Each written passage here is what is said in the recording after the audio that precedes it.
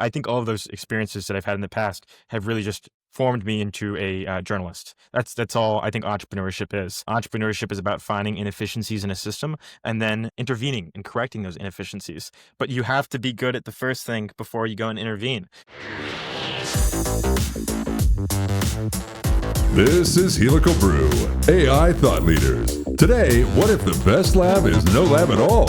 Cristian Ponce joins us to reveal why robots still don't understand scientists and how he's fixing it. Welcome, viewers and listeners, to another episode of Helical Brew, where we are joined by Cristian Ponce. I'm really excited to talk with him today.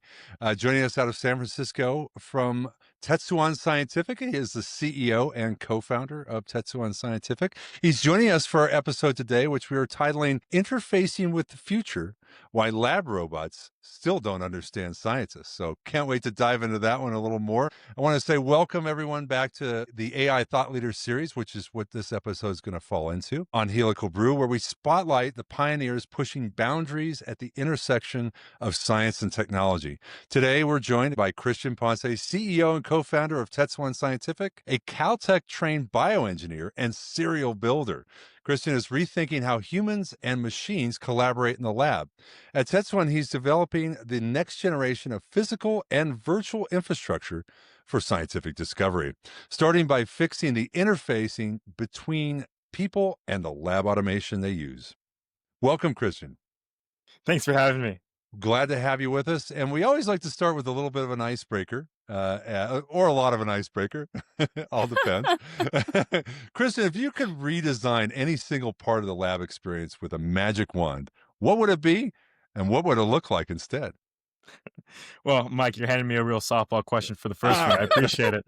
Uh, in my ideal world, there would be no lab. I'm very hopeful that my children will never step foot into a lab. I love it. If that's softball, I Whoa, like the whoa, bold. whoa. Those are big It's words, bold. though. No lab. Deeper dive, sir. Deeper dive. That is quite the icebreaker, rule breaker. We'll just change the whole thing altogether. No, I like it. That's it's a bold question, a softball question, bold response. I'll take it. Yeah, so I always like to kind of learn a little bit about, of course, our guests, but also how you arrived at where you're at. I mean, it's what was the journey like, and what were your inspirations for founding Tetsuwan in the first place? I think in retrospect, my path is very, very, somebody would look at that and be like, that makes a lot of sense. I got into bioresearch when I was 16. At the time, I was taking classes back at UNC Charlotte. I'm from North Carolina. Okay. And there was a professor, and I would go to her office hours and harass her a bunch with all these questions about antibiotic resistance, surveillance in livestock populations. The only two things you could really do in North Carolina are ag tech and NASCAR. Okay. So I was interested in the former a little bit more, and I would come to her with all this literature, ask her a bunch of questions, and she was incredible, Dr. Cooper. And eventually she asked if, I'd be interested in getting some experience in the lab. Dr. Cooper was collaborating at the time with Cold Spring Harbor on a GWAS project for sorghum, trying to better understand the genetic basis of the traits that inferred climate change resistance to sorghum. So I spent that summer in the lab writing a whole bunch of Python scripts to troubleshoot our assembly pipeline, and it was magic to me. It was actually unbelievable that I could see the letters of life fly across the screen of my super beat up MacBook. It was crazy. I felt like I was in Jurassic Park. I fell in love with it almost immediately. I loved the dry lab side, and I left at 19 to go study bioengineering at Caltech. And I wanted to go over to the wet lab side. I'd done the dry lab stuff. I've done the bioinformatics. I want to go at the bench. That's glamorous, to me at the time. And so I started very early my freshman year in the lab of Dr. Kai-Hong Wang, working with a tool called Genesis for minimal cells. I didn't enjoy the work. I was going to say, wet lab, glamorous, those two things. No, yeah. They do not go together at all. Let's find a way. Yeah. Minimal cells sound really cool on paper, creating this genetic chassis that you could re-engineer any way that you see fit. But the reality of doing all of this cloning over and over and over again, just to realize that some mistake was made on the bioinformatics. Oh my God. It wasn't a fun process at all.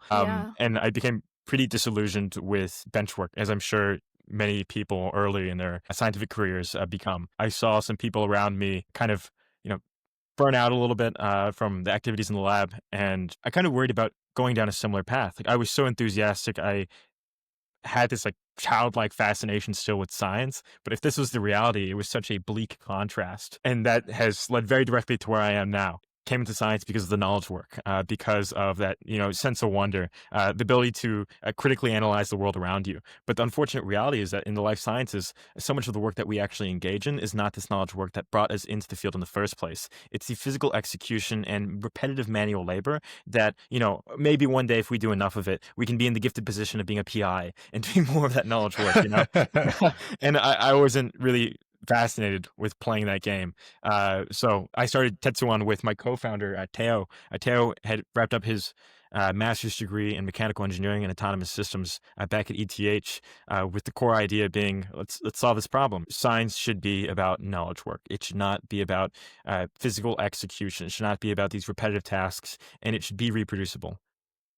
Oh, that's fantastic. Thank you for sharing that backstory and what I can appreciate the opportunities in North Carolina in the industry and whatnot. I worked for my first job was actually speaking of ETH. It reminds me of my first job at Stoibli, which is a Swiss German company based on the Lake of Zurich, and I remember we would visit ETH periodically. So small world there.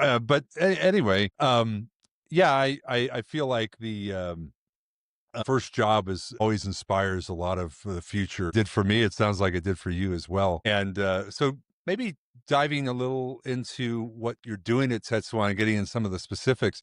We've got our first segment here we're titling Fixing the Friction Layer in Lab Automation. And one question I had was, what does Tetsuwan mean by the interface layer and why is it broken today? That's a great question. We started with a very simple goal. We want to bring an end to physical labor in the life sciences. The very obvious solution to this is automation.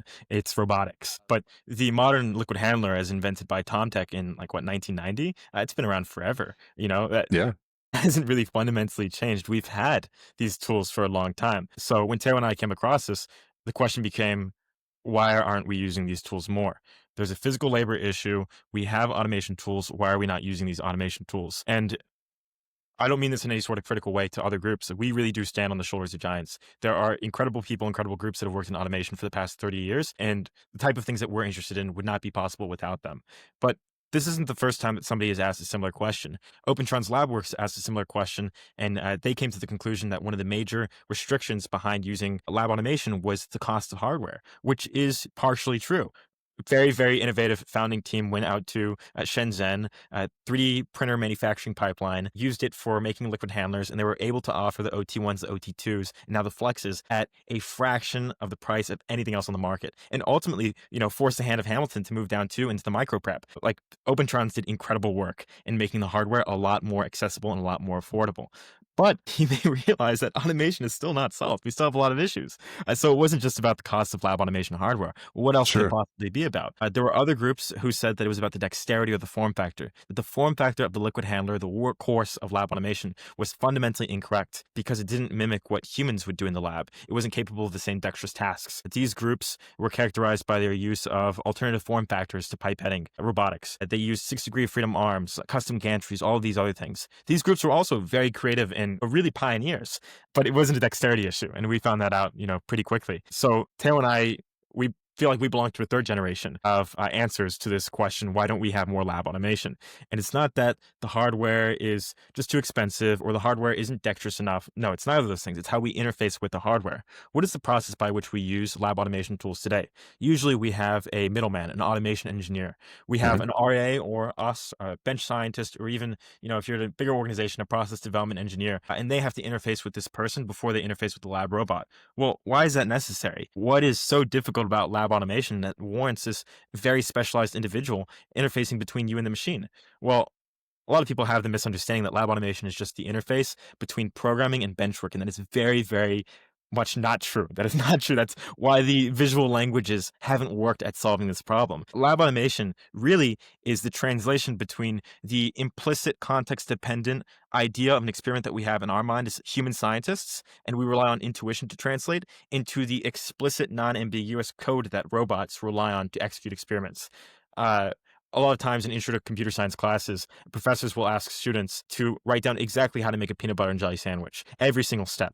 And then the professor's got, some peanut butter, some jelly up there with some bread, and they follow the instructions to a T. And what results, the product at the end, it never really looks like a peanut butter and jelly sandwich. And the professor goes and says something along the lines of, look, as humans, we communicate with each other implicitly. That's just how we communicate. But computers communicate explicitly. So we have this gap between us. So some very smart people invented syntax and programming languages to interface between this gap. In lab automation, we have a similar problem. But this, elegant solution, the rest of programming, of just using a really well-defined syntax and programming language doesn't work because there's such a high descriptive burden. If you could imagine, just in your mind, two snap caps that sit next to each other on some rack, and you've just got to move liquid from point A to point B. You ask a scientist how to do that, right? And they're like, pick up the P1000, Right. and it's some number, press, right? You ask the lab automation engineer to do that, they're going to ask about Code lab it. definitions. Yeah. Unrecognizable. I was gonna say you brought in the language. snap caps. We're just elevating it right now. Yeah, Those are yeah, the hardest things. Yeah. Exactly. It's all these things that we don't, think about as human scientists at the bench, but the automation engineer is forced to think about. The automation engineer really acts as a translator. They have a very difficult job in being a translator because a lot of times people don't recognize the huge gap between how we need to interact and how we actually interact and communicate. It's a big gap. People get frustrated with the automation engineer. They dictate these constraints that, the scientist fundamentally does not understand. And they have to go back and forth to translate that SOP into something that the robot can ultimately run. Like, this is a descriptive burden problem. If describing a peanut butter and jelly sandwich is so hard that, you can't get all of these kids in a college classroom to do it, how hard do you think it is to describe like nuanced chemistries? How hard is that NGS workflow going to be to describe? It's going to be horrible, Yeah. And I think you're bringing up a fundamental disconnect between scientists and automation engineers and their understandings of their worlds, right? You're an expert in your world of bunch top assays and chemistry and things like that. And the automation engineer is the expert at translating, scaling, and miniaturization.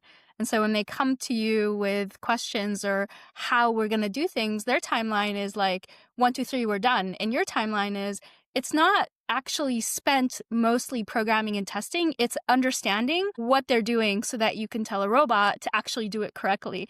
And that's where the timeline kind of grows, right?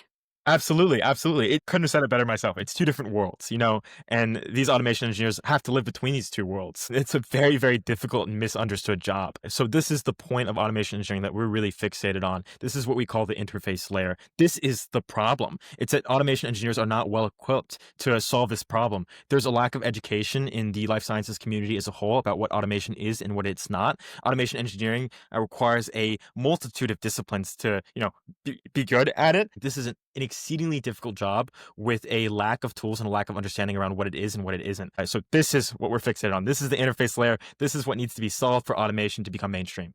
Well, I love to hear more about this because this is definitely something where whenever I've come into a new company, the first couple months is just educating everyone around me on what automation engineering is, what it can provide, and what we need to be successful collaboratively. So it's interesting that you're also focused on this issue. Absolutely. I think really we can think of the education problem as familiarity with the constraints of automation.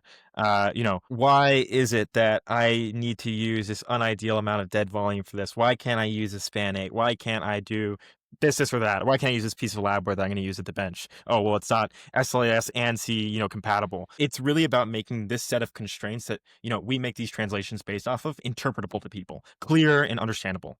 Oh, Yeah. dead volume is a fist fight sometimes. You're just like, no, I need dead volume, but my sample Must is have precious. dead volume. Not possible without. It's like, And you're ready. Let's Why go. would you ever need dead volume? Yeah, there's a lot of. It sounds like So if I'm hearing you correctly, I mean, you're also taking on a lot of the nuance that the automation engineer normally has to bring to the table, and vice versa, right? There's the science nuance. There's also the engineering nuance of when somebody asks me, "Hey, can we do this with your robot?" Whatever robot that is, whether it's a pipetter or a handler, I'm having to just it's second nature, right? I'm instinctively adding certain steps to the statement that they've made, the question that they've asked, or the request that they've made that aren't necessarily obvious to them, and they're going to have to add things that aren't necessarily obvious to me. And if you're bringing that together, to put it Absolutely. in a simple way. Okay. Yeah. The sandwich. Translating between two worlds. Yes. Yes. The bringing it together, bringing the two worlds together, and making this a more teachable process, a learnable process in that sense. Because I'm with you.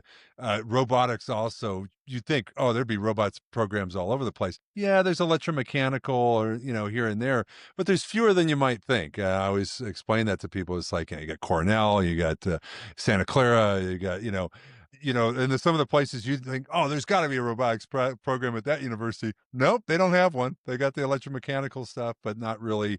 It's all how you want to boil it up, and it's a software, hardware, liquids problem all at once, and that's a lot to take on. And that's why there's not Not to really pat a ourselves on the curated. back here in lab automation, but I Yeah. mean, we are taking on a lot of disciplines here. We're creating our own discipline. Like, I was excited for Carnegie Mellon's programs, but they're pure robotics programs, right? There isn't really an automation engineering. While you get a little bit of the science, and a little bit of the bench, and a little bit of the machines, a little bit of software, and sometimes a little bit of informatics, because you're the only one hired to do everything for this company sometimes. And you're just like, you do understand I'm wearing 7 hats with an expertise in maybe 2, right?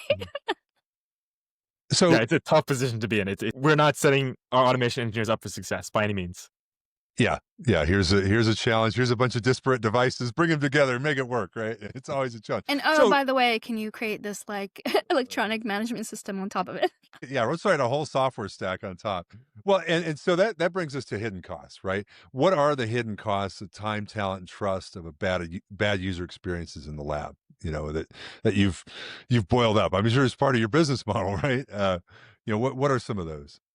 Well, honestly, the funniest hidden cost is, what we'd call, I mean, of course, there are the kind of implicit hidden costs, like you mentioned, of trust and these other things, but the real hidden cost of lab automation is support. It's how expensive it is to actually use the thing. People always use the analogy. We've heard this probably about 50 times, the same collects dust paperweight thing. Ooh, I bought yeah. X liquid handler, and well, I thought that I'd just fire all my RAs and use this liquid handler, and it doesn't work like that. And now it collects dust. What do you mean I need to hire a lab automation? What, $180,000? Are you serious? That's how much they cost? I'm not going to pay that. It's like these people buy Ferraris, but they can't afford the gas for the Ferraris because they misunderstand what the Ferrari is in the first place. Or Like the this. tax. Yes, yeah, the tax gets them. This is the biggest hidden cost in lab automation. It's the support required. And without that support, there is no lab automation. I mean, you can conscript a poor RA to become a power user and, try to interface with the liquid handler. But once that RA leaves, number one, they're Yeah. not going to do nearly as good as a job as an actual lab automation engineer. And once they leave, you're back to being, out of luck. Yeah. Yeah, You're I don't really know how stuck with many it. expensive systems I've seen that basically have boxes now. They're just storage, just collecting dust. And Or when they're you picked ask, it's apart. like, oh, we thought it was going to work and it didn't work quite right. So we're just, we bought this other thing. And it's like, well, if you'd gotten the right people maybe to program it for you, could have worked for you better. Yeah, too many of those picked over, formerly used or not hardly used lab automation systems out there for sure. Or spending all your budget on that, not realizing that you still have to generate the samples and you still have to analyze the data. So that disconnect makes you unable to use it, right? Yeah. So how do we bridge that gap so that there's less, it's less likely that they're going to disconnect, right? When you get a piece of equipment between robotic capability and human workflow, how do we bridge that gap? What's the secret sauce? Well, we've got some new ideas on it, but we'd like to recognize that this isn't really a new problem. This is a problem that people have been thinking about for a very long time. Yeah. Ross King, back as far as 1999 to 2008, was using parameterized scripts to try to fix this problem. If you could just have perfect parameterization and tune the knobs, you don't really need an automation engineer to come in once it's already finely and perfectly tuned, allegedly, we know it's not true, to interface between the scientists with intent and the actual physical execution. Even the early modern companies, You always need an automation engineer. you always need on, yeah, it's just a lie, even the early modern companies that have tried this, like Sparrow, we really stand on the shoulders of giants, but there's something different now. All of the earlier approaches were really characterized by parameterization. So that just means you have a large bucket of knobs that you can twist. And You twist those buckets and knobs, and then out comes a work list or some code, and then you throw it on the robot, and allegedly that's supposed to work perfectly. But it's very, very difficult to represent the complexity of lab automation in a purely parameterized set. It is near impossible. The edge cases that you get, the lack of context, it's a big, big problem. For example, we could think about dead volume, right? Like, can we create a simple parameterized, process for calculating dead volume? On the face, this seems really simple, right? You say, okay, well, what's the liquid class? What's the labware geometry, right? What's the volume? What are all these other things? And then, maybe we could use some equation to calculate this. But, you would never meet an automation engineer that would use a trawl for both water and polymerase if it's not a super high throughput lab, right? And we'd say, well, we don't put polymerase in the trough because it's going to eat up so much dead volume, right? And that's a really expensive reagent. It doesn't matter, if it's water because that's relatively cheap, or some cheap buffer, right? That doesn't matter. But because the polymerase is expensive, maybe it's some nice hot start polymerase. We don't want to put that in the trough. We're going to put that in some snap caps or some smaller piece of labware. But you need the context of the cost, right? We'd say it's common sense to put the polymerase in this piece of labware as opposed to a trough because it's expensive and we don't want to eat up dead volume. But how do you explain that to an approach that's just trying to employ parameterization? You would have to say the cost of every single reagent. You'd have to be very, very particular about the volumes, the reagents, everything. So then, you have this program that asks a scientist, okay, what is the cost of every single reagent that you're using? And this is just a very simple example. Of course, dead volume is compared to the big beast of lab automation, a pretty simple problem, right? And having to put in all this information, you just create more friction than you actually solve for. Parameterization did not work. No. I mean, Then it's also very specific because depending on how someone programmed the heights, then that's another aspect you have to write in that you can't control for all the time. Absolutely, it's context dependent. Completely correct. Context dependence breaks parameterization. So in 2023, there were a series of papers that came out all around the same time. This was co-scientists out of Carnegie Mellon. This was Kem Crow out of, I think it was EPFL. This was Organa out of the University of Toronto. All had a very similar premise. Let's use language models to interface scientists and lab robots. And that'll work really well. Spoiler, it didn't. These papers, incredible idea, but I you was could like, see it didn't really work well. Don't recall that working. Co-scientists, like, again, cool paper. Authors are great. Again, great direction. But even with very simple transfers, it would mess up. And we'd say, I wonder why, the LLM generates code. When I look at it in, the IDE, it looks like it'll work. But when I run it on the robot, it just gives me really bad results. And it's because the LLMs and any of the generative models were obscuring all of the important parts of automation. The parameters. Sure, you've got this high-level step, and these high-level steps are all correct, but your liquid classes aren't configured. You're choosing nonsensical labware. Your deck layout isn't optimized. You don't have any dead volume. What are you doing? Like, all of this stuff was incorrect, right? It was the lower level execution things that the language models just could not get correct, which led to code that was ultimately non-functional. So Teo and I, we saw this and we looked at it, and this is right about when we're starting Tetsuwan. Like, this is wrong. It does not work. But there's something to be learned from here, right? What if we could take the old approaches of the past in parameterization and combine them and address the failures of parameterization with language models? So if we go back to the dead volume optimization problem, we can say, all right, you need to exactly parameterize the cost of every single reagent to perform a dead volume calculation that is somewhat sensical, right? Traditionally, that would require, again, putting in every single cost of every reagent, but what if you could use a language model to approximate the cost of a reagent into like 5 different buckets and perform an optimization that way? This helps get around some of the context issues of parameterization. And there's a variety of these examples where generative models are able to solve some of the problems of parameterization. And you stick them together into this hybrid approach in an attempt to kind of undertake the same thinking that an automation engineer would take to translate between world one, the bench scientist world, and world two, the lab robot world. So that's what we become really fascinated with, trying to employ a combination of these approaches to think about how an automation engineer thinks and if we can represent that through such a hybrid system. That's fantastic. Yeah, I love the really, I mean, just rethinking what's been done. Sorry, do you have something? Yeah, is that meant, do you think, to create is your goal to create like a foundation with this, right? Like now we're talking about, instead of the AI scientist, the AI automation engineer, where at least you have a place to start if you're Yes. coming from left field. Yeah.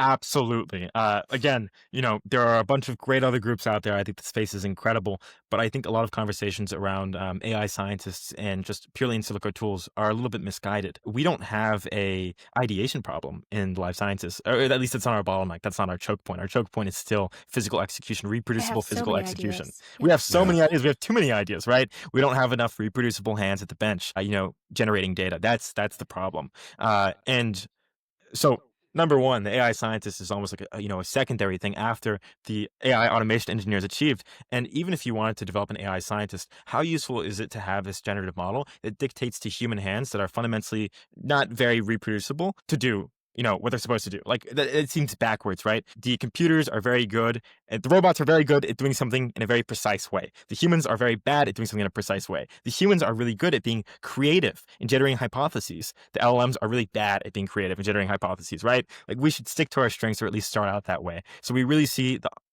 automated automation engineer as like the first step to a real usable automated scientist, because we'd hope that that automated scientist isn't telling humans what to do. It actually has physical agency to perform experiments of its own. But again, as those papers showed, that's not possible today. You need the automation engineer, or you need the automated automation engineer to allow models to interface with lab robots. But today that remains impossible. Yeah. I mean, that's that would be a bold one, right? The fully automated lab automation engineer. It's like taking care of it for you and driving to the next experiment. But I mean, again, a lot of this is bringing it to life in pieces, right? And working on the critical steps first. And which brings me to a question: is kind of your implementation, how you're approaching it, how you're delivering. What's unique about Tetsuwan's approach to combining hardware, software, and UX? What makes it stand out? I think it starts with like a very core philosophy. A lot of attempts at solving this problem have relied on visual programming interfaces, and those operate off of the philosophy that the automation engineering problem is primarily a programming one. That's why we use these, Scratch-esque interfaces. Hmm. But it's not a programming challenge. As you all have mentioned, that's not what automation engineers spend a majority of their time doing. It's not that it's hard to write code, and that's why automation engineering is hard. So starting from that, philosophical point will only lead you to incorrect solutions. So we first start with the point that it's a translation problem, that there's two Okay. different worlds and we need to interface between them. And that's how we approach UX. That's how we approach hardware. That's how we approach software, is starting at that point first. This is a translation problem, and we should look at other translation problems for inspiration. Okay. Okay. And how does AI factor into your strategy? What can it actually do well today for you? That's a great question. This hybrid approach thing is only possible with the modern language model. Like Okay. in the dead volume example, an LLM could, very easily say, "I'm not going to be able to tell you the exact price, but I can tell you common sense, high level of granularity. This reagent is expensive, and this reagent is not expensive." So the model can impart context onto a process that is context dependent. The process of translation is highly context dependent, as you both have mentioned. And the models are able to help provide this context. And we combine this context with the approaches of parameterization to develop a much more holistic solution. Okay.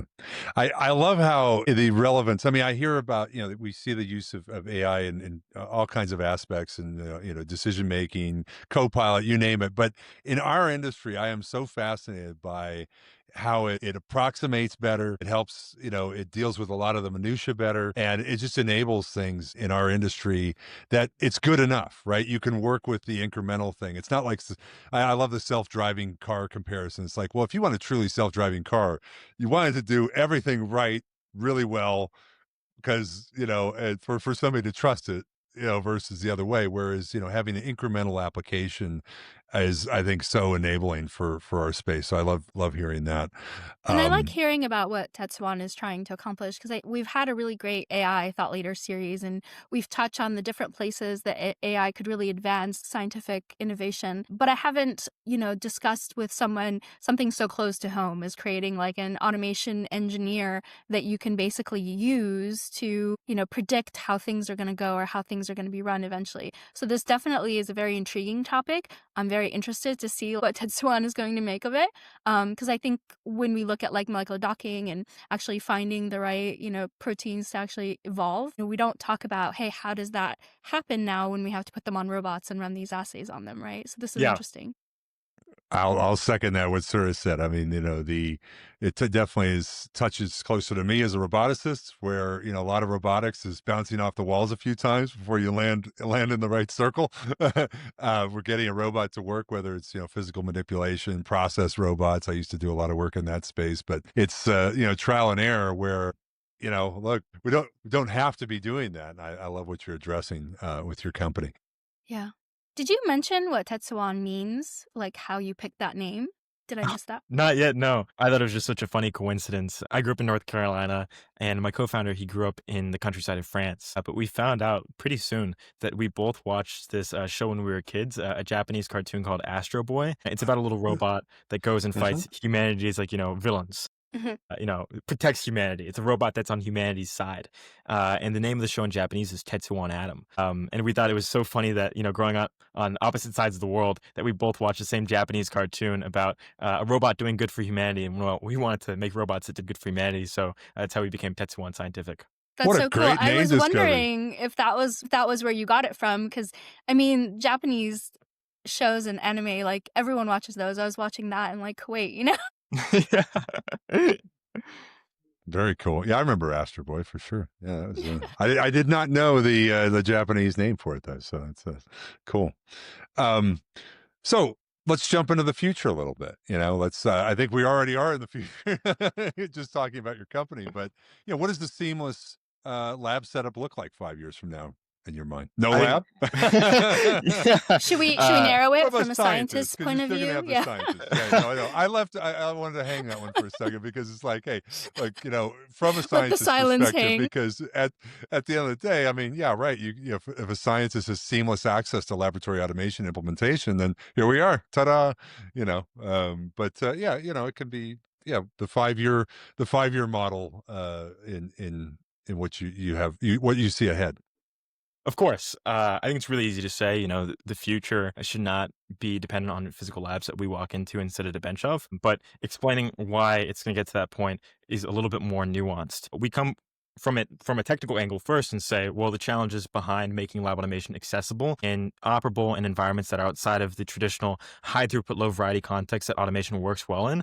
That is one thing, right? Our ability to do that and make automation a little bit more accessible, lower the activation energy to use those tools. But there's also this horrible other force that kind of dictates the story. This has been true since the 50s. We don't benefit from Moore's law much in biology.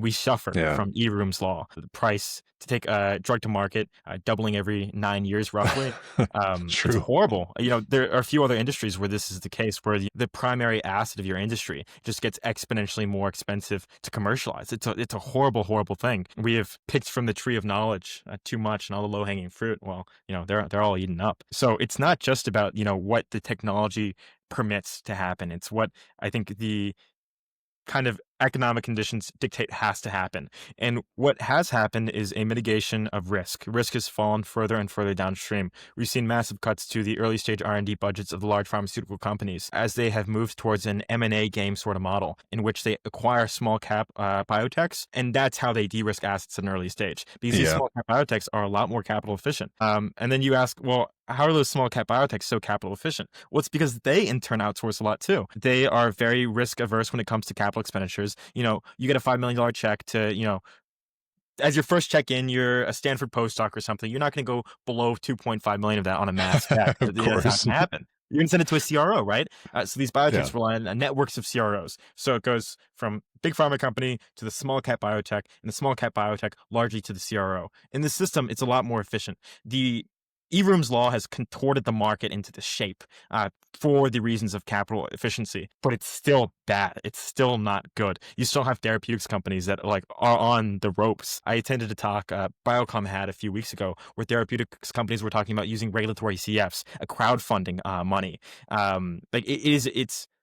It's rough still. We are in no golden days of bio. It's about survival. So we have to ask, how does the system get even more capital efficient? Well, the story so far has been about risk mitigation and centralization. What is the next step of risk mitigation and centralization? These small cap biotechs, how can they be even more capital efficient? Well, they've become so capital efficient by kind of cutting every single capital expenditure they can and keeping their operating expenses low. They don't want to buy all the expensive hardware, right? You try to sell them a lab automation tool, they do not want to buy it, right? They're going to go to NBC and they're going to have communal access to the instruments that they need, or they're going to use CROs. They're not going to blow their money on lab instruments if they don't have to. It's survival of the fittest.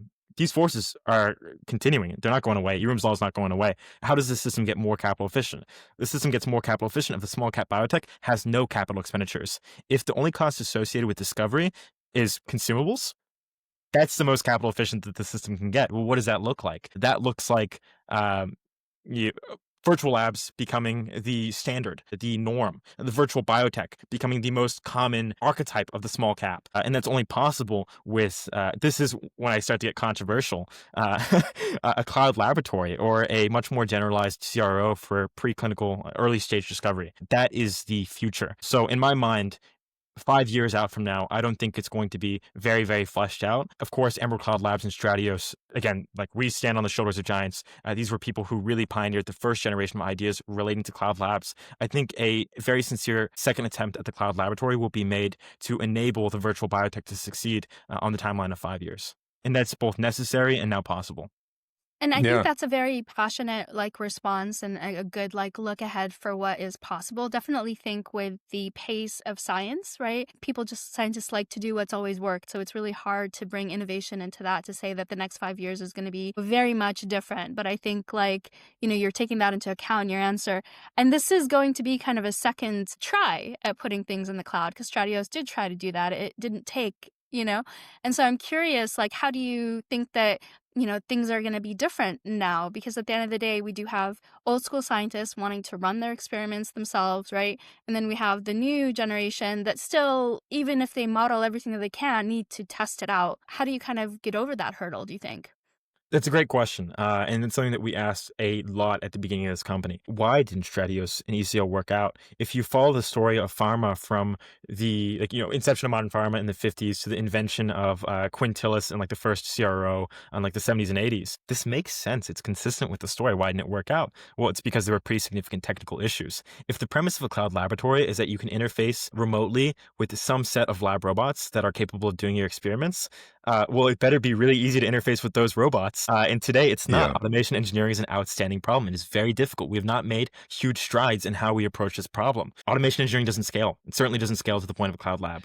It doesn't work. You have to solve automation engineering first before this becomes possible. And I we're see. very passionate about, the belief that a lot of the problems that constitute automation engineering, through a combination of modern language models and the approaches of old, are overcomable. We can do automation engineering more efficiently. We don't have to do it 100% efficiently. We don't have to automate the automation engineer entirely such that there's no more automation engineers. We just have to do it more efficiently. Just a little Steadily bit. more Yeah. efficient. Just a little bit. Anything is massive. Yeah. When it takes 6 months to put an NGS workflow on, your work cell, any improvement in that, it's going to be big. We just have to chip away at that problem, because the premise of interfacing with lab or robots in some remote lab, it doesn't work if you can't interface with the robot. So you got to fix the process by which you interface with the robot to enable you to interface with the robot remotely to build a cloud laboratory. And as to your question about kind of the attitude of older scientists and the sort of issues around trust and culture, it's a very, very horrible thing to say. I'd like to first say that we're thinking about this very, very intentionally, and thinking about this as far as the UI UX. How can we earn the trust of our users? It is very important. I'd like to say that first. The second And I thing, definitely would like to say I didn't mean it was an attitude problem, but definitely a pattern, right? They're used to doing things. So, given that we're taking this very seriously, and these cultural problems are very significant, and they should be treated very seriously. The second thing I'll say is that these people don't have a choice. We're gonna The drag them fundraising- along. They have to be dragged along. This is a moment for the entire industry of do or die. We are in a dire state. We've never seen a foreign biopharma market like the Chinese biopharma market, where the first in human proof of concept costs are 60% of what they are in the United States, where these early therapeutics companies can't get a check from venture capital. If interest rates rise any higher, who's going to give money to these companies? Nobody. Massive cuts to basic research across the board. This is a dire time for the life sciences. This is not good. In order to stay alive, we won't be able to ask the questions that maybe we've been able to ask from 2015 to 2021, which is, does this resonate well with my emotions and what I find culturally acceptable? We won't have that question. It'll be about survival of the fittest and nothing but survival of the fittest. Interesting. Okay, so I definitely agree with you. And I think that, I'm with you now that, you have to solve the automation engineering problem first before you can scale to like a cloud solution. But aren't we shifting the problem? Because now, if everyone uses cloud laboratories, you still have to have automation engineers interfacing with the automation engineering AI at the early days, at least. So aren't we just kind of pushing that resource load down the line? Well, the idea of this automation engineering AI would be that it makes the process of automation engineering much more efficient. Right, but you still need humans in the beginning, That is right? correct. That is Yeah. absolutely correct. But again, if these humans have double the throughput or 50% higher throughput, that makes the system more efficient. Instead of just moving the problem, we're making the ability of automation engineers to solve this problem a lot more efficient. We're giving them the tools that they need to do this. So it's a slow roll where maybe it's an automation engineer with the AI until we can actually start trusting the AI a little bit more. Yeah, absolutely. Got I it. mean, Okay. I don't think this is any sort of situation where automation engineers become defunct in any sort of foreseeable future. We have no lack of work to automate. What automation engineers are used for today is just a niche of science. High throughput, low variety settings do not constitute a vast majority of science. What we're able to tap into as automation engineers is pretty limited. If we give automation engineers the tools that they need to target workflows with lower activation energies, that's a really big deal. We just want to make these people a lot more efficient so that we can Yeah. enable all this. Yeah, but I mean, like to your point, 5 years isn't probably going to cut it, but it'll significantly get us down the road. And Fingers any crossed. small gains will help out in the long run. Yeah, like we were talking about before the call, it's unbelievable that Velocity 11 has made some like the most beloved software for automation, and that is now a acquired company, right? That hasn't, maybe you could even say the product has degraded a little bit since the acquisition. There's been I, no investment. I mean, there's we been can no just investment. plainly say it. What, It's like 13, 14 years later after the acquisition, we're still talking about it. Yeah, Yeah. it's crazy that this is such a exceptionally misunderstood and difficult field, a difficult Yeah. position, and that we just do not have the tools. Automation engineers do not have the tools that they need. So we're very passionate about giving automation engineers these tools so that they're a lot more efficient. They have a lot higher of a throughput. So it's not that we're just moving these problems. We're getting pretty big gains in efficiency so that we can tackle really ambitious ideas like building a very generalized CRO. Very interesting. Yeah. Yeah, and I think that stories like that, of equipment we keep talking about is just a testament to the body of work and the quality of the work that was done at that time. It had a certain element of it was innovative beyond just the equipment of that time. It was a concept. I mean, the original just to talk about that a little bit, the original bench bot concept is what it was around, and the bench cell concept where you could quickly Cute little and robot. in a modular fashion build a tool, right? And but I've spent a fair amount of time on the Stratios floor as it was being built, at that facility, and I got to see, the increasing complexity, every few weeks when new equipment was being installed, and it's a lot. It's a huge thing to take a bite out of, to support all that equipment and make the software requests translate into the hardware execution. It really is so much behind the scenes.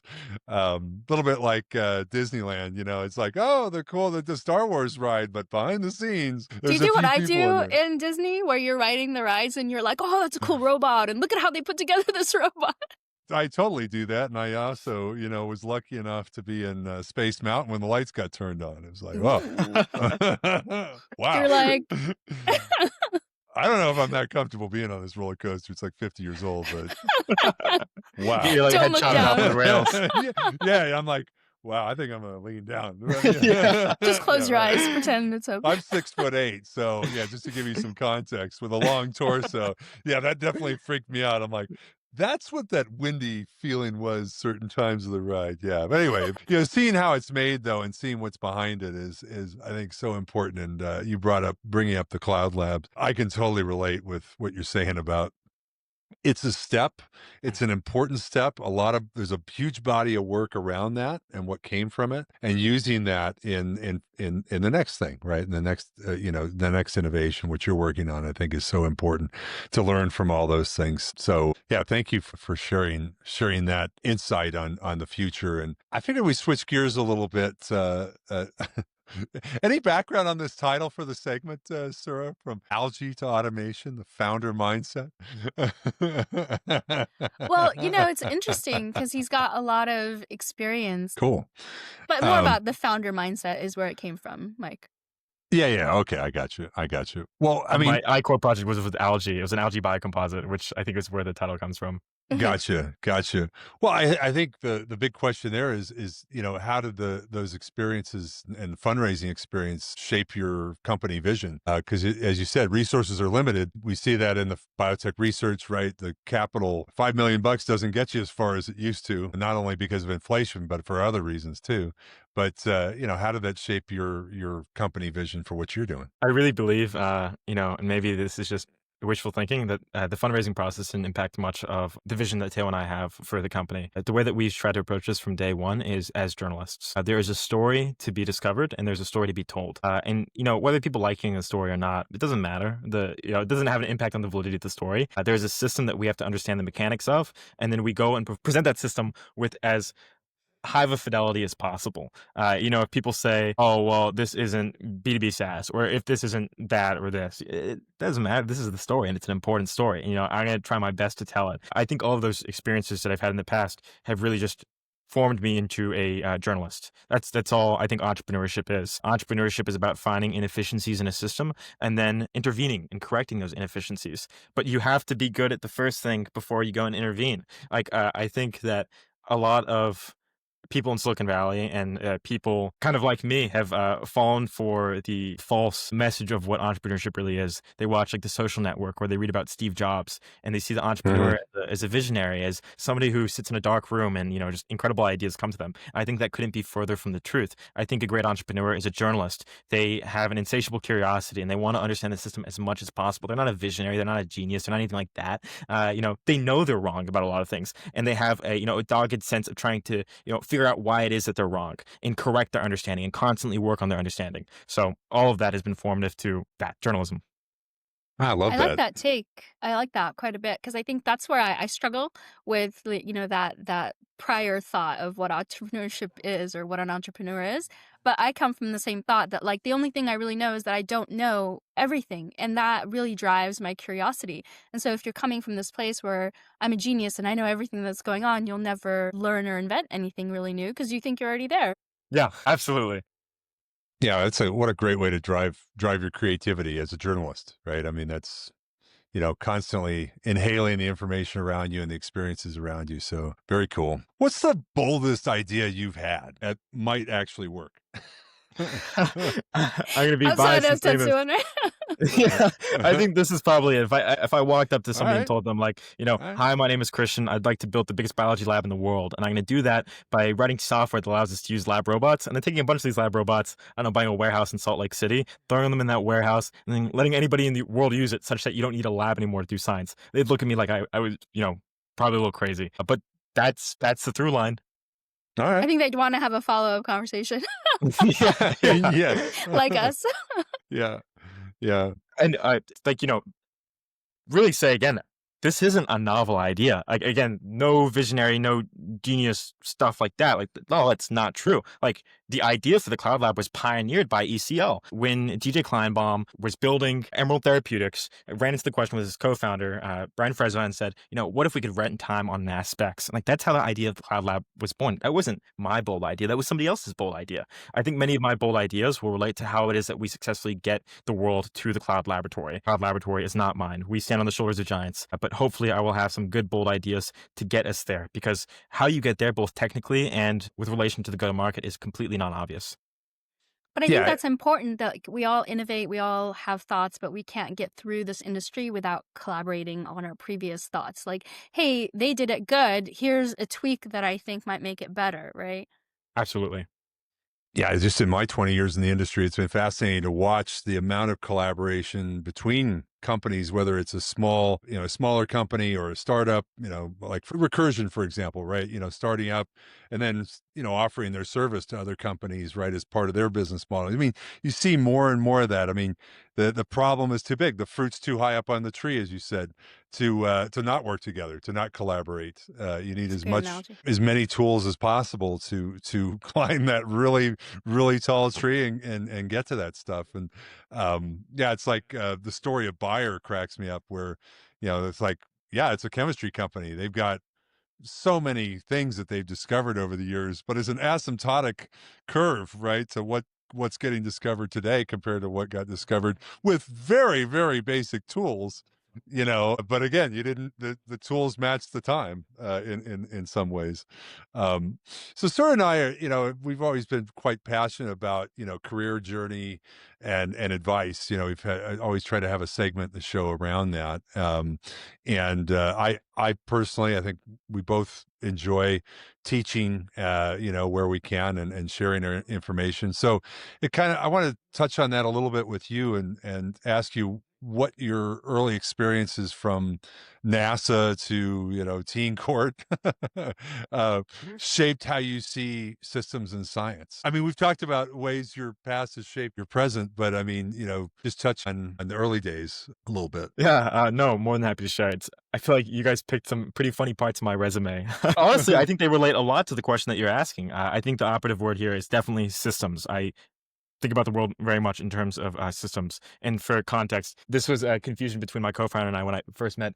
Teo was interning at NASA JPL working on a future mission to Europa. I was a photography intern at JPL. And he came up to me and he's like, I heard there's a fellow NASA engineer here. And I'm like, no, I did photography for Psyche. I wasn't on engineering. But I did this program back in North Carolina. It's called Teen Court. It's a very strange concept. Children under 18 who are arrested, the arresting officer has the option to defer them to this restorative justice program, in which the sentencing hearing is taking place in a court where the judge is a real judge, like the bailiff is a real bailiff. They actually got arrested, it's real. Yeah. But their counsel, the state counsel, and the jury, they're all teenagers. Oh, So cool. that's why it's called Teen Court. And, the kind of punishments that are handed out are pretty light. The worst thing you can do is throw a kid in jail for a day. And that only happened twice, and I think both of them really had it coming. But they teach you in this program that there's two types of justice. There's punitive justice and there's restorative justice. And I think that these are both attributes of systems in the way that we see systems. Punitive justice relates to our sense of emotion. We want people to suffer because they did something wrong. It's not really logical. It doesn't make the system any more efficient. It just makes us feel better, right? This person has to suffer because they did something wrong, right? It's not the best way to see justice. What's restorative justice? Well, restorative justice is, an interest in making the system more fair, making it more efficient, right? And it relates more to like our logical interests. So I think a lot about restorative justice. If we see a system, it's less about bad and good or any of that silly stuff. It's about efficiency. Where are there points of inefficiency, and how can we follow the principles of restorative justice to take this system, perturb it a little bit and make it a more efficient, just, and fair system. So even though it seems very, very unrelated to the stuff that I do now, I do often think about teen court and these other kind of early experiences as being formative to the way that I perceive systems. You're doing the same thing, right? You're trying to make it so that everything is fair and equitable and everyone can reach it, right? Absolutely. It is a pursuit of restorative justice. Yeah, it's kind of the balance of things, right? We're always trying to achieve, well, not always, but I mean, very often trying to achieve a balance and be more efficient. So that's cool. That experience from I'd heard of Teen Court, but I didn't know the kind of the details about it. So yeah, thank you for explaining It's really that. cool. That's But so having cool a jury and council of fellow teens, is that's unique. Great experience for those participating in the jury too. Yeah, very strange experience, but I think great for all around. And I think that's like where I started building my muscle in other parts of what's important to this journey, which is not only a great systems understanding, but also the ability to communicate your understanding of a system to others, which is just storytelling. Storytelling is, the depiction of some system or event to somebody else, right? Maybe you have a really great understanding of a system and its inefficiencies, but if you're unable to communicate it to others, it doesn't matter.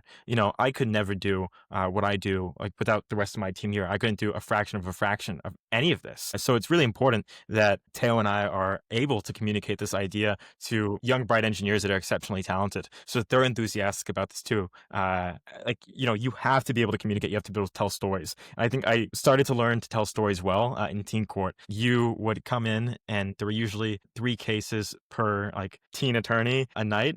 And you'd sit down in this room that attorneys in the courthouse would normally interview their witnesses in. You get handed a police report and a victim impact statement and any other documents that they may have on hand. You get to review them, and then you get 20 minutes to interview the kid and their family before you step into the courtroom. So you have to be really, really good at spinning up stories very, very fast. It's pretty high Yeah. pressure, It's like, Yeah. this is Yeah. a real kid who's really stressed out. This is a real family sitting there. You've got, Stressing 35 out minutes on the here. clock. Yeah. Yeah. Welcome to the real world. Yeah. Yeah. That's cool. So I definitely got some reps in, and I think in rapid storytelling and starting to build that muscle. And then back in school too, I wrote for the student paper, and which is probably, I think if I wasn't doing this, I'd be a journalist, which is why the analogy to journalism comes in so much. But I continued that interest and passion in storytelling. Yeah, you And absolutely. to tell our audience what's behind you, you're actually at your company right now, south of Market, San Francisco, industrial location. You're one of the only maybe guests who's been on our podcast that's actually been like live in the middle of work at the office. Well, and I'll put it, now that you lifted the camera up, I'll put it this way. I mean, that background actually, it's obviously a real building, but it could qualify as one of those backgrounds you pull up in the Apple, like I can pull it out. It's a pretty nice spot there with all the beams and the ceiling, the skylights. That's a pretty rare thing we were talking about earlier in San Francisco to be able to have those. So, well, I think there's definitely some advice you sprinkled in there, which is our next question, is some advice you have for young scientists and founders on, pursuing their dreams and becoming successful in those areas. Maybe it's a piece of advice for both groups, starting with founders first. Like, everything really just does boil down to systems. Everything boils down to systems. You would never expect an engine designer to have no understanding of fluid dynamics. That'd be really silly. How could they design a good engine unless you understand the rules of the system? How is it that you can design an efficient system? That's impossible, right? An engineer understands the rules and is able to use those rules to build beautiful systems. Similarly, an entrepreneur must first understand a system to build beautiful systems themselves. It's all about systems. The systems that we are fascinated with, that we have to relate to, are not the systems of like classical mechanics or fluid dynamics or anything like that. Our systems that we should be concerned with are social systems. That's what we have to operate in. And the kind of like bread and butter of social systems are incentive structures. Why do people do things the way that they do them? You have to have a perfect mastery of the incentive structures in your area. You can't go and say, oh, well, people do this because, all of these predecessors to us, well, they're dumb and we're just smarter. If you're saying that, you're wrong. You don't understand the context that you operate in. So you have to have a very, very good understanding of why people do the things that they do in order to actually affect how people do things. Otherwise, it's just a shot in the dark. Nothing's going to happen. So understand social systems, understand incentive structures, have a mastery over those things, be a journalist, have an insatiable curiosity. That is way more important than being a visionary or a genius or whatever else. Or the Go black talk to people. turtleneck. No black turtleneck fans. No Steve Jobs, no Elizabeth Holmes. You got to go out into the lab and talk to people, There we go. I like they had it. a phrase in I-Corps. They say, get out of the building. It means get out of the building, go talk to people about the real problem and understand the way that they think. Because unless you do that, you're not going to be successful. Maybe you get lucky, but you don't want to rely on luck. You want to rely on a mastery of the systems that will dictate your success as an entrepreneur. And then the piece of advice for scientists, I think, is to, maintain a healthy sense of curiosity and like childhood whimsy and wonder. I think this is like beat out of us pretty fast. Like the second you sit down at the bench, it's true. I think people become like really jaded and lose sight of, the kid 10, 20, 30 years ago that wanted to be a scientist, that got a microscope for their 13th birthday, that was looking at pond water and cyclops and stuff, right? We forget about all of that. We let that sense of curiosity die. And I think that's a horrible, horrible thing. So I guess my biggest recommendation to young scientists would be to maintain a really, really healthy sense of curiosity, a really healthy sense of viewing the world like a kid, that childlike sense of wonder. Because without that, it's tough. I love that. That's great advice both rounds. Yeah, for sure. And I feel there's even a bit of, I'm a sales professional, right? And we're customer facing. So I could totally, part of that would be a great opening for a sales training class as well. Get people engaged. That's why he's good at what he does. What you need to do, how you have to master the craft. You have to know the incentives. You have to know both sides and you have to understand it and be able to speak to your audience correctly, and that's just the nature of life in general, I think. Is that curiosity and that sense of trying to kind of, propel your mind to be open for new ideas?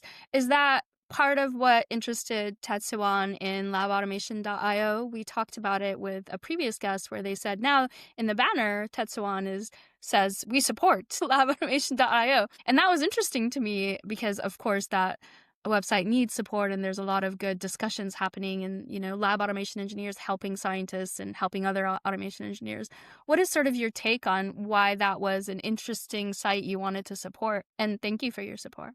Oh yeah, of course. I think it starts with a kind of philosophy we have in the company that we should be forest minded as opposed to being king of the jungle minded. I think there is a horrible set of ideas that has cropped up in business over the past 30 years and are probably more true for, certain areas than others, but it's certainly not true in our area. It's like a king of the jungle, very Machiavellian perspective. It's like dumb. Like who are the people, who are the species in like an ecosystem that are most stable? They're symbiotic a lot of the time. They rely on others. They exist in a network, a larger breathing organism, right? That is stability. That is success. Success for the ecosystem is success for the organism. It shouldn't be, us versus the world. It's really silly. I think especially, Mike, like you were saying earlier, in our field, that's just not the way that we should see things. We came across Stephen Golis's LinkedIn post maybe about a year ago now, and he was saying, he was asking for donations, like cups of coffee, to support Lab Automation IO. And this is shocking. Like the industry, it's an $8 billion industry. It's not pennies or anything. The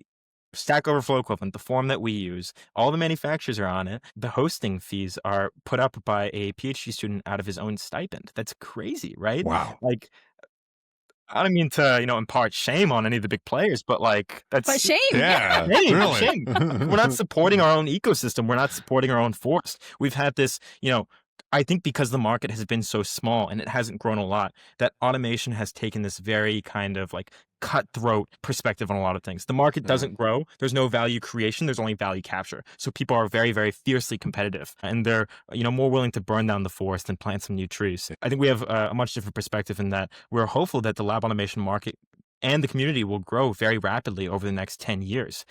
So we want to approach this with like a kind of a stewardship perspective. There is a lack of educational materials in the lab automation community. So supporting Lab Automation IO to us was a very obvious thing to do. The health of the community is the health of us. So we should, make sure that the community is healthy. It's getting what it needs. And we've tried other things as well. We hosted our first lab automation office hours, and not really to even talk about what we do or peddle it. It's just, there's biotechs that raise money, they're a little bit misinformed, and they go buy instruments that they don't use. We want to prevent that from happening. We want there to be better educational resources. We actually very recently concluded a project we call Lab Auto Wiki. SLAS tried this a long time ago. I think even Stephen Golis had a small attempt at this a few years ago, creating a Wikipedia-style website for lab automation. We can't come to agreements on even common definitions of things. So we put together a 50-page Wikipedia site that talks through some of the basics of lab automation that we're going to make accessible on Monday. And this is community open source. So, if people want to add new pages, edit things, this is a resource for the community. So we're forest minded, we're stewardship minded. We need to grow as a community. We need to grow the pie, not, beat up others for a slice of it. How interesting, because Madeline Wolf has, her website that she set up purely because there wasn't enough information out there that's just out and available. Because each of us, because it's a competitive culture and because companies keep downsizing automation teams or getting rid of them like entirely, everyone kind of guards their own skills like very close. So having Lab Automation IO where people can discuss things, having Madeline Wolf's site, this wiki, I'm interested to see it. That's very exciting. Absolutely. And actually, Madeline Wolf's The Automated Lab site was a major inspiration to this wiki. Actually, Madeline and Suda, also at the Automated Lab, were editors. We worked together on this website. Awesome. So this is a Tetsuwan, the Automated Lab kind of collaboration. Yeah. So, and yeah. How I know you is one of my engineers was invited to be at your office hours that you held. So that's great. Yeah, the closer we can be as a community, the better. Like, Yeah. we are the stewards of science. We are fighting the horrible exponential force of Eroom's law. It's getting more and more expensive to commercialize the assets that fuel commercial bio. And this is only going to get better if the tools get better. If the tools don't get better, like, we die. That's it, Yeah. So the people who work on tools that work on continuing to keep the lights on in labs, we should be collaborative. We are stewards of the same system. Let's work together and grow. Got to be a Here's team hoping. to take it into the future. Absolutely. Yeah. We should get team Fantastic. shirts. A swag opportunity. I'd wear a Helical Brew t-shirt to the gym. Oh, Absolutely. All See, right. we were talking about Done. offering our guests some swag, but we're still in the Oh, process man. of setting up our swag market. So Well- yeah, we want to we offer just every very guest that subtly comes on did, sir, something. so we're we're up. We'll So you want a well, t-shirt rather than a hat? Is that just taking a poll randomly here? Do I guests think like a t-shirt would be shirts? pretty good. Yeah. it's a truck. It's You also a had a trucker hat. tumbler, Yeah. right? A tumbler. Oh, that's pretty good. That's Yeah. pretty good. Yeah. Yeah. Oh man, I think some of the people who've done like swag in life sciences the best. I get real jealous every time I see it. It makes me want to order what are those qPCR machines called that Thermo Fisher has, the Quant Studios. Oh, the quant. Yeah. Yeah, I think of ordering Quant Studio every time I see somebody with the little Lego figurines on their desk from Thermo Fisher Yep. that they get with the rewards points. It's like I'm a sucker Add that for to that. the I list, would. Mike. We're gonna make Yeah, a little Lego yeah, Helical Brew. Thermo did the whole rewards points thing. Yeah, that's a good idea. Yeah, and Thank you for participating in our poll. That's right. That's right. Yeah, the oh gosh, I don't know. The Lego liquid handlers are some of my favorites. The ones, but you really got to be a customer to get a hold of one of those or know. Oh somebody. yeah. It's Oh like, man, they're not going to give one of those like, hey man, oh no, okay. Elric, last year at the Elric meetup in October in the Bay Area. This is now my favorite shot glass. Beckman Coulter was handing out shot glasses. It's like, Nice. I'll buy a biomech. I'll sign up. You Yeah. know, it's pretty funny. You know, everybody else had like the pens and the racks and everything. Beckman Coulter had some shot glasses. Yeah. Way Tican to had go, like a Beckman. whiskey glass at one of the SLAS, and it's still one of my favorite glasses. I use it for water, but like it's still like the heft of it just feels so good, you know? Yeah. Yeah, I mean, it makes perfect sense too. It's like, you know, Beckman Coulter shot glass. Here you go. You're gonna need this to use the biomech. Like, you know, like you're gonna. Yeah. No, Take a shot, go on. It's you know, that stuff comes from, you know, it's basically they order it by the thousands, right? They have boxes of it, and usually it's pretty cheap. But I'm with you. If I can find one that's really nice and top quality, like I think it was Tican had these machine engraved ceramic mugs that were fired red on the outside, then afterwards they engraved the Tican logo into it. I was like, I could tell the quality, and it was made in Germany. Yeah, Tican has great swag. That one definitely got a special wrapping in the luggage when it went back home. You know, the rest of it, you know, not so much. Is that your pick of the week, Mike? I don't know. It's a pretty solid mug. I could go get that. And that rolls us into our famous pick of the week segment. Do you have a pick of the week? I'll start with We that should one. explain what it is. Okay, the just in pick of case the week Oh, I is- read the around. notes. I've got Yeah. my pick of the week listed down. I've got it, you know, ready to Done. go. He is a star guest. I love it. This is a little bit more of like not a specific thing, but like a topic of things. Educational YouTube is my pick of the week. There's some great channels. I think Oh. Veritasium is one of the best, but like one of the easiest ways for me to stay like curious and, you know, keep that sense of wonder burning is to watch educational YouTube. This sounds really, really dorky, but You're in like company. Okay, all right. A good amount of Friday nights, me and a group of friends, we get together and we show each other the educational YouTube videos we've watched. Like it could be something like, you know, the way that e-ink displays work, or something like that. Like, you know, just random stuff on YouTube. There's so much great educational content that really gets at that sense of curiosity and wonder. So for everybody that's watching, I would highly recommend going to check out like Veritasium or some similar YouTube channels. Posey is also really good. Educational YouTube is where it's at. Fantastic. I didn't even know there was an educational side of YouTube. Okay. Oh my God. Oh. I use it all the time. This whole time we were in the channel, I never Yeah. mentioned it, sir. Okay. All right. Now I know didn't why know you're you such a wanted big to fan watch of those YouTube. things. Okay, that's cool. That's because I mean, I use it for education, but it's me looking up a video showing me how to fix something. You know, I have this one of the tanks for a toilet is one of these dual flapper ones, and I'm like, why did somebody invent this? Right? And it's so quirky, and I tried to fix it, and I got new stuff, and it's like couldn't get it to work, and this guy in the video nailed exactly what I was missing for stuff like that. But I don't even feel like they need inserts anymore in some of the things you buy. You can just go to YouTube and look it up. Well, it's better instruction than an insert pamphlet. In fact, a lot of them just have a QR code now. That's sort of the modern instruction manual. It's like, here's a sheet of paper. Here's Can your that be my instruction pick of the week, since I don't have a pick of the week? QR codes, instructions. All right. Well, you can have that. I'm just going to say good swag is my pick of the week. I mean, it's like if you're going to go, if you had a show and the most memorable things, the things that I have on my desk that I use, and also custom made stuff. I think when I was in Switzerland, our friends at Giger laser engraved a pen for me.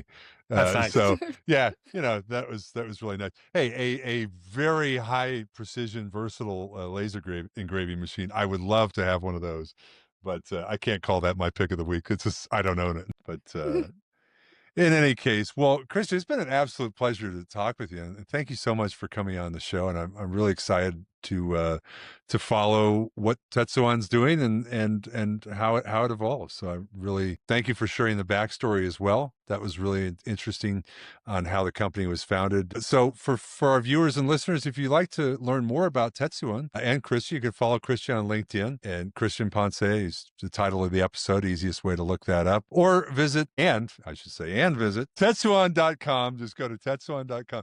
It's never when the days when a browser wouldn't fill that in for you.